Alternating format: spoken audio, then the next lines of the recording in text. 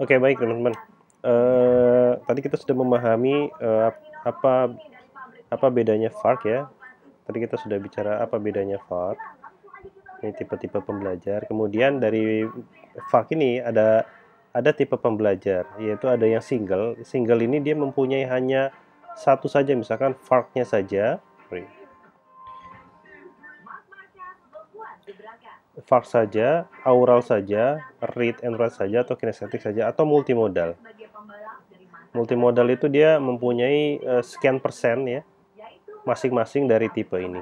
So, jadi jika ada yang tanya, sebelum itu kalau single itu nanti dibedakan menjadi ada beberapa kategori ya. Yang single modal itu ya misalkan apa namanya?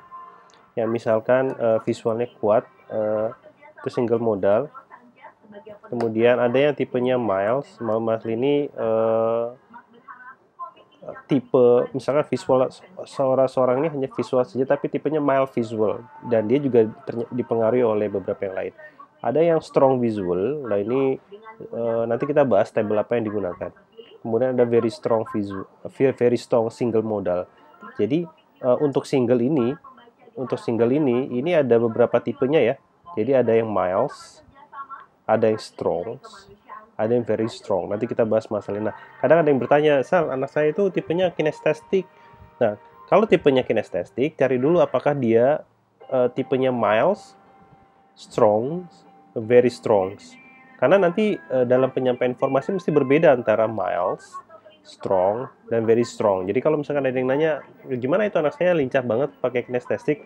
Iya, itu mild, strong, atau very strong. Karena itu nanti akan berbeda treatment. Kemudian kalau untuk multimodal, ya, dia mempunyai beberapa cara bagaimana dia mengolah informasi itu terdiri dari komponen ini ya. Kayak tipe saya dari visual. Ini bimodal ya. Bimodal, nanti ada triple modal sama multimodal. Yang dua ini sebetulnya bimodal, dia sangat dipengaruhi cara menerima informasi dan mengirim informasi sangat dipengaruhi oleh dua tipe, misalkan read and visual. Kemudian kalau yang misalkan tiga ya trimodal, misalkan tipenya adalah ARC, misalkan ini ya. Kemudian kalau misalkan dia multimodal dipengaruhi oleh semuanya, ya dia dipengaruhi oleh metode ini FARC.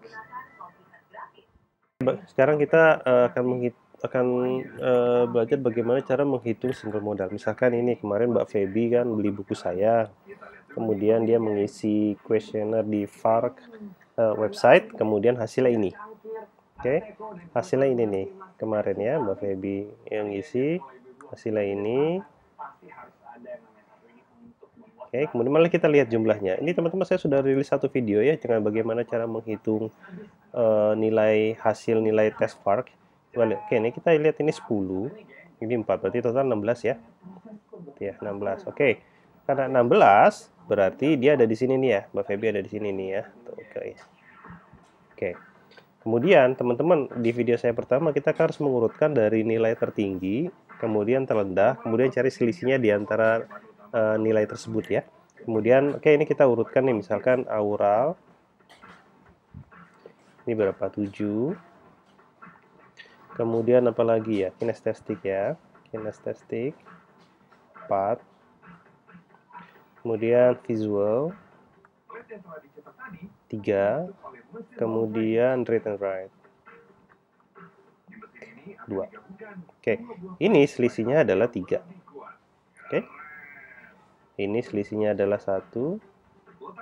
Ini selisihnya adalah 1. Oke, jika nilai pertama ini lebih besar, maksudnya jika angka di sini ya Mbak Feby ya, kemudian between 3-nya di sini kan adalah 3 ya, di sini 3. Oke. Mbak Feby mempunyai miles. So ini will be mild. Mild aural. Itu ya. Nah, kemudian kan ini selisihnya 1 ya. Nah, ini diignorkan ini. Ini diignorkan. Jadi mild aural ini selisihnya ini diignorkan saja sehingga mempunyai nilai mild aural. Sehingga Mbak Feby itu adalah tipenya A-nya A R. Oke. Ini miles. Hour. Oke, berarti Mbak Feby itu lebih banyak dipengaruhi oleh pendengarannya, belajarnya. Tapi karena miles ya, dia masih menggunakan media seperti kinestetik, media pembelajaran atau mengolah informasi melalui kinestetik, melalui visual, dan melalui read and write. Nih kalau saya gambarkan ya Mbak Feby itu lebih suka mendengar nih, lecturer mendengar, kemudian langsung praktek. Ya, langsung praktek, kemudian di praktek itu kan ada gambar-gambar tuh visual baru dibaca gitu, visual dilihat baru dibaca gitu ya. Nah ini tipe tipe pembelajaran Mbak Feby ini kalau menurut saya. Nah miles kan ada strongnya yang kita sudah bahas, strong and very strong. Nah strong itu nanti dia lebih banyak menggunakan aural, dan hampir komponen ini nanti di belakangnya apapun itu, misalkan mau KVR, VRQ dan RQV dan sebagainya, dia lebih banyak nanti akan menggunakan auralnya, pendengarannya. Itu yang membedakan misalkan apakah seorang miles, strong, very strong. Kalau udah very strong dia mungkin sudah akan menggunakan media ini nih, hearingnya tuh. Hearingnya mungkin lagi sering pakai ya, pendengarannya tuh lebih banyak dipakai sama dia ya dibandingkan yang lainnya. Mau kinestesiknya, visual, dia akan lebih suka menggunakan menerima informasi melalui pesan yang disampaikan melalui telinganya. Itu nanti bedakan yang very strong dan strong. Semakin ke very strong, semakin hearingnya ini, pendengarannya semakin digunakan.